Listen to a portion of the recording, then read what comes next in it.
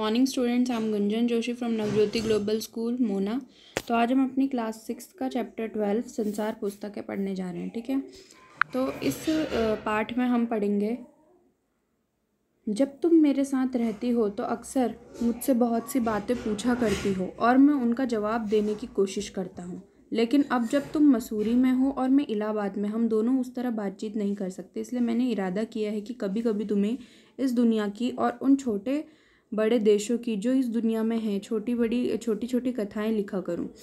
तो अब जो लेखक हैं या लेखिका हैं, देखते हैं हम किसने ये पाठ लिखा है।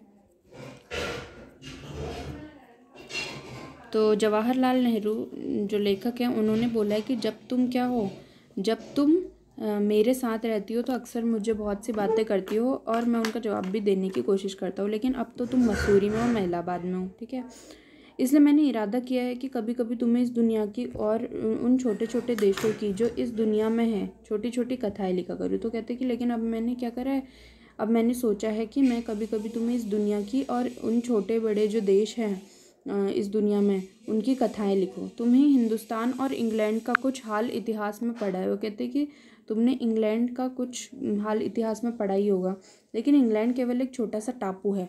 तो वो क्या कहते हैं, इंग्लैंड एक छोटा सा क्या है, टापू है।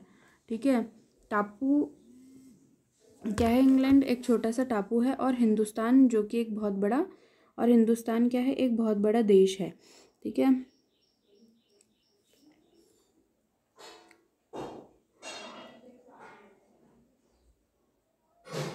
ठीक है। तो चलिए अब क्या आगे पढ़ते हैं। फिर वो लेखक बोलते हैं, जो एक बहुत बड़ा देश है फिर भी दुनिया का एक छोटा सा हिस्सा है, लेकिन दुनिया का एक छोटा हिस्सा। अगर तुम्हें इस दुनिया का कुछ हाल जानने का शौक है तो तुम्हें देशों का और उन सब जातियों का जो इसमें बसी हुई है ध्यान रखना पड़ेगा, केवल उस एक छोटे से देश का नहीं जिसमें तुम पैदा हुई हो। कहते हैं अगर तुम्हें पूरी दुनिया का हाल जानना है तो तुम्हें इस देश के सारे जातियों का, जो जो भी इस जाति में बसे हुए हैं, उनका ध्यान रखना पड़ेगा, केवल उस देश का नहीं जिसमें तुम पैदा हुई हो। मुझे मालूम है कि इन छोटे छोटे खेतों में बहुत सी बातें ही बतला सकता हूँ। कहते हैं कि मैं इन खतों में काफ़ी छोटी ही बातें बतला सकता हूँ, मतलब कुछ ही बोल सकता हूँ। लेकिन मुझे आशा है कि इन थोड़ी सी बातों को तुम शौक से पढ़ोगी और समझोगी कि दुनिया एक है और दूसरे लोग जो इसमें आबाद हैं हमारे भाई बहनों। कहते कि लेकिन मुझे क्या है, आशा है कि तुम इन थोड़ी सी बातों को भी बहुत आनंद लेके पढ़ोगी और समझोगी कि ये दुनिया एक है और दूसरे लोग जो इसमें आबाद हैं, जो इसमें रहते हैं, वो क्या है, हमारे भाई बहन हैं। जब तुम बड़ी हो जाओगी तो तुम दुनिया और उसके आदमियों का हाल मोटी मोटी किताबों में पढ़ोगी। कहते हैं जब तुम बड़ी हो जाओगी तो तुम इस दुनिया का हाल मोटी मोटी किताबों में पढ़ोगी। उसमें तुम्हें जितना आनंद मिलेगा उतना किसी कहानी या उपन्यास में भी ना होगा। कहते हैं कि उसमें तुम्हें जितना आनंद मिलेगा उतना तुम्हें किसी भी कहानी या उपन्यास में नहीं मिलेगा। ठीक है, फिर क्या बोलते हैं, यह तो तुम जानती हो कि ये धरती लाखों करोड़ों वर्ष पुरानी है और बहुत दिनों तक इसमें कोई आदमी न था। वो कहते कि ये तो तुम जानती ही होगी कि धरती क्या है, काफ़ी करोड़ों वर्षों पुरानी है और तब क्या था, इसमें कोई आदमी नहीं था। आदमियों से पहले सिर्फ जानवर थे और जानवर से पहले एक समय था जब इस धरती पर जानदार चीज़ थी ही नहीं। ठीक है, आज जब यह दुनिया इस तरह के जानवरों और आदमियों से भरी है, उस जमाने का ख्याल करना भी मुश्किल है जब यहाँ कुछ ना था। वो कहते हैं आज जब यहाँ आदमी है, मनुष्य है, जानवर है, तो उस जमाने की सोचना तो मुश्किल है जब यहाँ कुछ भी नहीं था। लेकिन विज्ञान जानने वाले और विद्वानों ने क्या करा, जिन्होंने इस विषय को खूब सोचा, पढ़ा, लिखा कि एक समय ऐसा भी था जब धरती बेहद गर्म थी और इस पर जानदार चीज़ नहीं रह सकती थी। और अगर हम इस किताबें पढ़े और पहाड़ों और जानवरों की पुरानी हड्डियों को गौर से देखें तो हमें पता चलेगा, तो क्या हमें खुद मालूम होगा कि एक समय ज़रूर रहा होगा जहाँ पे सिर्फ जानवर थे। तुम इतिहास की किताबों में ही पढ़ सकते हो, लेकिन पुराने ज़माने में तो आदमी पैदा भी नहीं हुआ था। किताबें कौन लिखता, वो कहते कि पैदा तो आदमी तो नहीं हुआ था, तो किताबें किसने लिखी। तब हमें उस ज़माने की बातें कैसे मालूम हो। यह तो नहीं हो सकता कि हम बैठे बैठे हर एक बात सोच निकालें। यह बड़े मज़े की बात होती, क्योंकि हम जो चीज़ चाहते सोच लेते और सुंदर परियों की कहानी गढ़ लेते। ठीक है, तो कहते हैं लेकिन जो कहानी किसी बात को देखे बिना ही गढ़ ली जाए वह ठीक कैसे हो सकती है। कहते हैं कि अब लेकिन कोई भी कहानी अगर तुम अपने साक्षात अपने आगे उस चीज़ को देखो ना, तो तुम उसके बारे में लिख दो, ये भी कैसे हो सकता है। लेकिन खुशी की बात है कि उस पुराने ज़माने की लिखी हुई किताबें ना होने पर भी कुछ ऐसी चीज़ें हैं जिनसे हमें उतनी ही बातें मालूम होती है जितनी किसी किताब से। वो कहते हैं लेकिन खुशी की बात यह कि उस पुराने में भले ही कोई लिखा पढ़ी करने वाला नहीं था, किताबें किसी ने लिखी, लेकिन हमें कुछ ऐसी चीज़ें मिली जिससे कि हमें जितना किताब से कोई ज्ञान मिलता उतना ही हमें उन बातों से मालूम होते। पहाड़, समुद्र, सितारे, जंगल, जानवर की पुरानी हड्डियाँ और इसी तरह की और भी कितनी चीज़ें हैं जिससे हमें दुनिया का पुराना हाल पता चलता है। ठीक है। फिर वो क्या कहते हैं, मगर हाल जानने का असली तरीका यह नहीं कि हम केवल दूसरों की लिखी हुई किताबें पढ़ लें, बल्कि खुद संसार रूपी पुस्तक को पढ़ें। वो कहते हैं कि हाल जानने का मतलब यही नहीं कि तुम दूसरों की लिखी किताबें पढ़ो, तुम्हें संसार में भी, अपने आसपास प्रकृति में भी चीज़ें देखनी चाहिए। मुझे आशा है कि पत्थर और पहाड़ों को पढ़कर तुम थोड़े ही दिनों में उनका हाल जानना सीख जाओगे। वो कहते हैं मुझे आशा है कि तुम पत्थर पहाड़ों को क्या करोगी, पढ़कर तुम थोड़े दिन में उनका हाल जानना भी सीख जाओगी। कितनी मजे, पढ़कर मतलब तुम अपनी प्रकृति के आसपास देखोगी चीज़ें, उनको गौर से देखोगी कि क्या से क्या, कोई चीज़ अगर पुरानी मिले तो तुम्हें भी पता चलेगा कि हाँ ये उस कितने साल पुरानी हुई। सोचो कितने मज़े की बात है, एक छोटा सा रोड़ा जिसे तुम सड़क पर या पहाड़ के नीचे पड़ा हुआ देखती हो, संसार की पुस्तक का छोटा सा पृष्ठ हो, शायद उससे तुम्हें कोई नई बात मालूम हो जाए। शर्त यही है कि तुम उसे पढ़ना आता हो। कहते कि सोचो कितनी मज़े की बात है, अगर तुम्हें कुछ भी, कोई भी थोड़ी सी कोई चीज़ मिल जाए जिससे तुम सड़क पर या फिर पहाड़ के नीचे पड़ा हुआ देखो, और शायद संसार की वही तुम्हें एक पुस्तक में, संसार की पुस्तक रहता है, तुम्हें पता चले कि क्या वो पुराने समय से बंधी हुई है या पुराने समय का कुछ उसमें है, शायद उससे तुम्हें कोई नई बात मालूम हो। शर्त यह है कि तुम्हें बस उसे पढ़ना होगा। ठीक है। फिर क्या बोलते हैं वो, कोई ज़बान उर्दू, हिंदी या अंग्रेजी सीखने के लिए तुम्हें उसके अक्षर सीखने होते हैं। इसी तरह पहले तुम्हें प्रकृति के अक्षर पढ़ने पड़ेंगे, तभी तुम उसकी कहानी उसके पत्थरों और चट्टानों की किताब से पढ़ सकोगे। वो कहते हैं कोई भी ज़बान उर्दू, हिंदी या अंग्रेजी सीखने के लिए तुम्हें उसके अक्षर सीखने होते हैं। अब इसी तरह तुम्हें प्रकृति के अक्षर पढ़ने पड़ेंगे, प्रकृति के अक्षर पढ़ने पड़ेंगे तभी तो तुम उसकी कहानी उसके पत्थरों और चट्टानों की किताब से पढ़ पाओगी। वो कहते हैं, तो वो कहते हैं शायद अब भी तुम उसे थोड़ा थोड़ा पढ़ना जानते हो। कहते हैं कि शायद अब तुम क्या है उसे थोड़ा थोड़ा पढ़ना जानते हो। जब तुम कोई छोटा सा गोल चमकीला रोड़ा देखती हो तो क्या वह तुम्हें कोई बात नहीं बतलाता। कहते हैं जब तुम कोई छोटा सा गोल रोड़ा देखती हो कि तुम्हें कोई बात नहीं पता चलती, ये कैसे गोल, चिकना और चमकीला हो गया, और उसके खुरदुरे किनारे ये कोने क्या हुए। अगर तुम किसी बड़ी चट्टान को तोड़कर टुकड़े टुकड़े कर डालो तो हर एक टुकड़ा खुरदुरा और नोकीला होगा। ये गोल चिकने रोड़े की तरह बिल्कुल नहीं होगा। फिर ये रोड़ा कैसे इतना चमकीला, चिकना और गोल हो गया। वो कहते हैं कि अगर तुम कोई गोल रोड़ा देखती हो, ठीक है, तो रोड़ा वो मुलायम होता है, ठीक है, मतलब वो चिकना होता है और चमकीला होता है। तो तुम ये नहीं सोचती कि चिकना और चमकीला कैसे होगा, उसके किनारे जो हैं वो खुरदुरे कैसे हैं। और अगर तुम किसी बड़ी चट्टान को तोड़ोगी तो उसके टुकड़े टुकड़े करोगी तो हर टुकड़ा तुम्हें खुरदुरा नोकीला होगा। ये गोल जो चिकने रोड़े की तरह बिल्कुल भी नहीं होता। फिर ये रोड़ा कैसे इतना चमकीला, चिकना और गोल हो गया। क्या तुम ये सोचती नहीं हो, अगर तुम्हारी आंखें देखें और कान सुने तो तुम उसी के मुंह में उसकी कहानी सुन सकती हो। कहते हैं अगर तुम्हारी आंखें देखें और कान से तुम सुनो तो तुम उसी के मुंह से उसकी कहानी सुन सकती हो रोड़े के। वह तुमसे कहेगा कि एक समय जिसे शायद बहुत ही दिन गुजरे हों, वह भी एक चट्टान का टुकड़ा था। वो कहते हैं वो भी शायद क्या था, एक चट्टान का ही टुकड़ा था, लेकिन अब उसे काफ़ी दिन हो चुके हैं। ठीक उसी टुकड़े की तरह उसमें किनारे और कोने भी थे जिसे तुम बहुत चट्टान से तोड़ती हो। शायद वह किसी पहाड़ के दामन में पड़ा रहा, शायद वो किसी पहाड़ के बीचों बीच पड़ा हो, तब पानी आया और उसे बहाकर छोटी घाटी तक लेके आया। वहाँ से एक पहाड़ी नाले ने ढकेल कर, वहाँ से क्या है, एक पहाड़ी नाले ने, पहाड़ के बीचों में नाले हो से वो ढकेल कर क्या होगा, उसे एक छोटे से दरिया में पहुँचाया। दरिया था, नदी, ठीक है। इस छोटे से दरिया से, इस छोटी नदी से वो क्या बड़ी नदी में पहुँचा। इस बीच वह दरिया के पेंदे में लुढ़कता रहा, तो इस बीच वो क्या दरिया से दरिया में लुढ़कता रहा और उसके किनारे घिस गए। उसके क्या हो गए, किनारे क्या हो गए, घिस गए, और वह चिकना और चमकदार हो गया। इस तरह वह कंकड़ बना और तुम्हारे सामने है। यही किसी वजह से दरिया उसे छोड़ गया। वो कहते किसी वजह से शायद इस नदी ने उसे छोड़ दिया और तुम्हें वह मिल गया। अगर दरिया उसे और आगे ले जाता तो वह छोटा होते होते क्या होता, अंत में बालू का एक जर्रा हो जाता। क्या हो जाता, अंत में वो एक जर्रा हो जाता और समुद्र के किनारे अपने भाइयों से जा मिलता, जहाँ एक सुंदर बालू का किनारा बन जाता जिस पर छोटे छोटे बच्चे खेलते। वो कहते हैं क्या हो जाता, वह एक बालू का छोटा सा वो किनारा हो जाता जिसपे क्या करते छोटे छोटे बच्चे खेलते और घनौंदे बनाते। अगर एक छोटा सा रोड़ा तुम इतनी बातें बता सकते हैं तो पहाड़ और दूसरी चीज़ें से जो तो हमारे चारों तरफ है हमें कितनी बातें मालूम हो सकती है। कहते हैं अगर छोटा सा रोड़ा हमें इतनी सारी बातें बता सकते तो पहाड़ और दूसरी चीज़ें जो हमारे चारों तरफ हैं उनसे हमें कितनी बातें मालूम हो सकती है। तो ये लिखा जवाहरलाल नेहरू ने। अब लेखक के बारे में क्या है, जवाहरलाल नेहरू 14 नवंबर 1889 से 27 मई 1964 उनका जन्म अवधि थी। आज़ाद भारत के प्रथम प्रधानमंत्री थे। वे बच्चे से उन्हें बेहद लगाव था।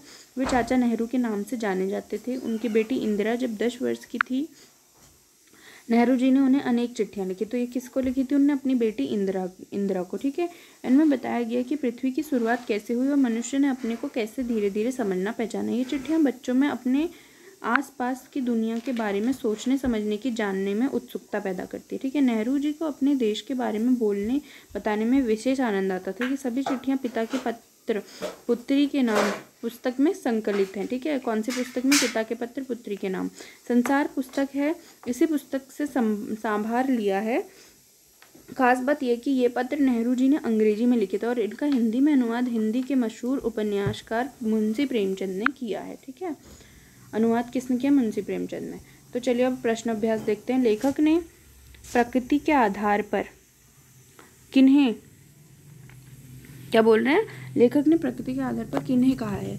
प्रकृति के अक्षर किन्हें कहा है मतलब। तो लेखक ने पेड़ पौधों, पत्थरों, नदियों, जंगल, हड्डी आदि प्राकृतिक चीज़ों को प्रकृति के अक्षर बोला है। ठीक है, लाखों करोड़ों वर्ष पहले हमारी धरती कैसी थी? लाखों करोड़ों वर्ष पूर्व हमारी धरती बहुत क्या थी? गर्म थी। इस पर कोई भी जीवित नहीं रह सकता था। दुनिया का पुराना हाल किन चीज़ों से जाना जाता है? कुछ चीज़ों के नाम लिखने हैं। देखो, दुनिया का पुराना हाल कैसे जाना जा सकता है? दुनिया का पुराना हाल पहाड़, समुद्र, नदियाँ, जंगल के जानवरों की पुरानी हड्डियाँ, पत्थर के टुकड़ों से जाना जा सकता है। गोल चमकीला रोड़ा अपनी क्या कहानी बताता है? गोल और चमकीला दिखाई देने वाला रोड़ा पहले ऐसा नहीं था। पहले वह चट्टान का टूटा हुआ नुकीला खुरदुरा टुकड़ा था। बारिश के पानी में बहकर वह एक छोटी घाटी तक गया। पानी के साथ निरंतर ढकेलने जाने के कारण उसके कोण घिसकर गोल और चमकदार बन गए। ठीक है, अब क्या बोलते हैं? गोल चमकीले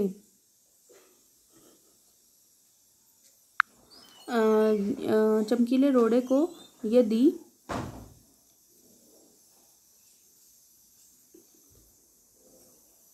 दरिया के आगे ले जाते तो क्या होता? विस्तार में उत्तर लिखो। अब देखिए, दरिया के आगे अगर गोल चमकीले रोड़े जाते तो क्या होता? तो आपको ये लिखना है। आप सोचें और लिखिए। नेहरू जी ने इस बात का हल्का सा संकेत दिया कि दुनिया कैसे शुरू हुई। उन्होंने क्या बताया है? पाठ के आधार पर आपको लिखना है। पाठ में उन्होंने कैसे बताया है कि कैसे पहले क्या थे? पहले यहाँ क्या थे? यहाँ पे सिर्फ कोई भी जीव नहीं रहते थे। फिर धीरे धीरे यहाँ पे जानवर आए। क्यों? और पहले जीव क्यों नहीं रहते थे? क्योंकि धरती बहुत गर्म थी। अब उसमें जीवन संभव ही नहीं था। फिर तो जानवर आए। फिर जानवर के बाद मनुष्य पैदा हुआ। फिर धीरे धीरे उन्होंने कैसे अपना जीवन यापन करने की कोशिश की। आपने पूरे पाठ में पढ़ा है, आप लिखेंगे। ठीक है, पत्र से आगे क्या है?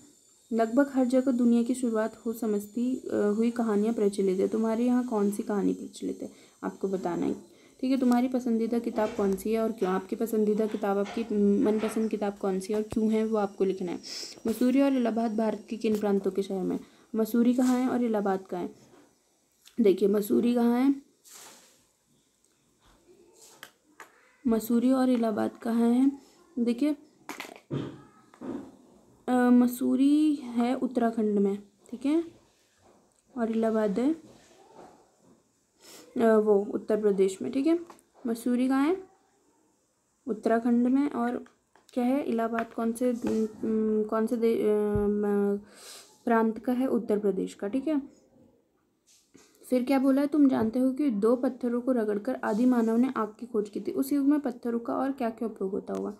देखो, आदि मानव ने पत्थरों का इस्तेमाल आग जलाने के लिए किया, हथियारों और औजारों के लिए भी किया था, और शिकार करने के लिए जिससे औजार बनते थे, और इसके अलावा मांस काटने के लिए और चमड़ा व वृक्ष की छील छीलने के लिए छाल छीलने के लिए भी वो उसी पत्थर से बनाए हुए हथियारों का ही प्रयोग किया करते थे।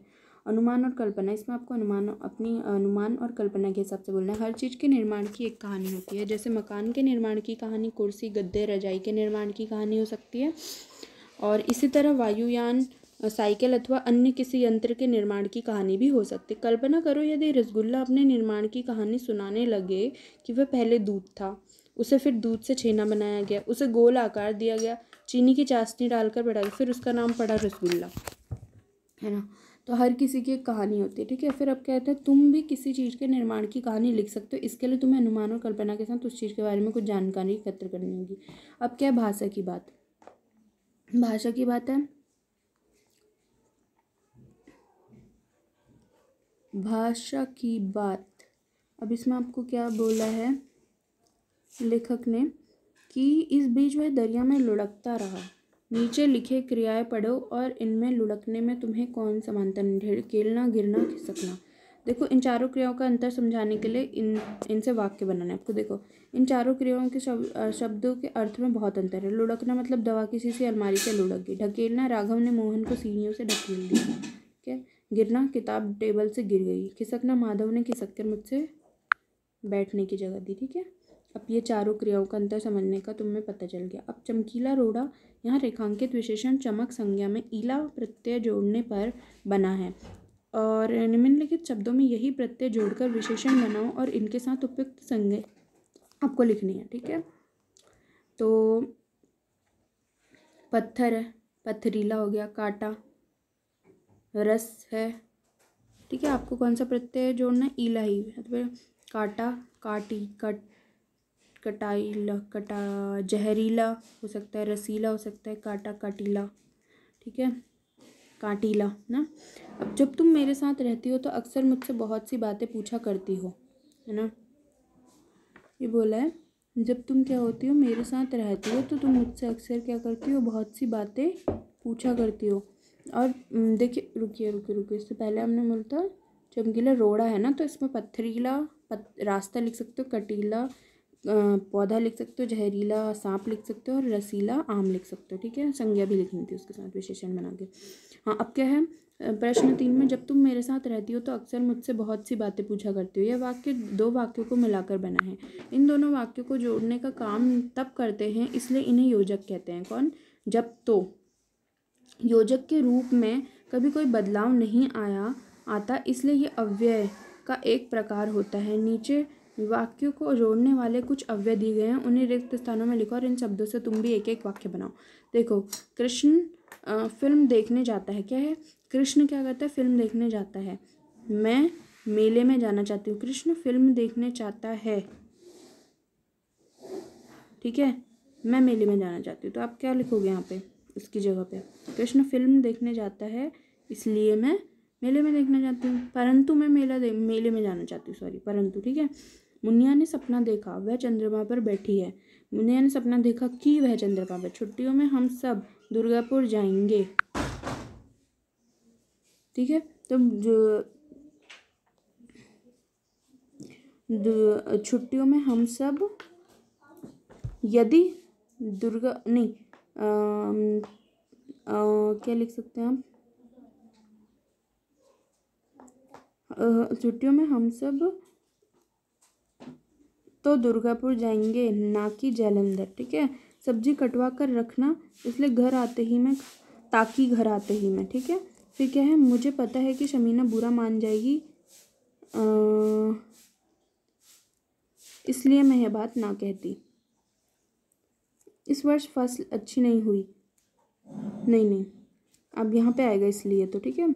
मुझे पता है कि शमीना बुरा मान जाएगी,